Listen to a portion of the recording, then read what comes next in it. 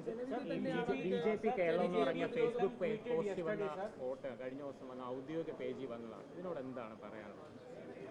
അല്ല, BJP ഞാൻ പറഞ്ഞല്ലോ, BJP അത്തരം ശ്രമങ്ങളൊക്കെ കഴിഞ്ഞ കുറേ നാളുകളായി നടത്തിക്കൊണ്ടിരിക്കുകയാണ്. കേരളത്തിൽ എത്രത്തോളം ധ്രുവീകരണം ഉണ്ടാക്കാനുള്ള ശ്രമങ്ങളാണ് BJP നടത്തിയത്. പക്ഷേ അതൊക്കെ വടക്കേ ഇന്ത്യയിൽ ചിലവാകും, കേരളത്തിലത് ചിലവാകില്ല.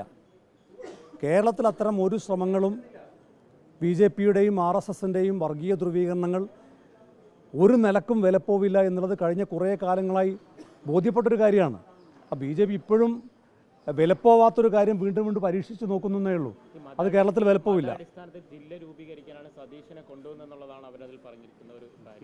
അങ്ങനെ എന്തെല്ലാം കാര്യങ്ങൾ മലപ്പുറം ജില്ല രൂപീകരിക്കുന്ന സമയത്ത് തന്നെ എന്തെല്ലാം പ്രചരണങ്ങൾ അന്ന് നടത്തിയിരുന്നു.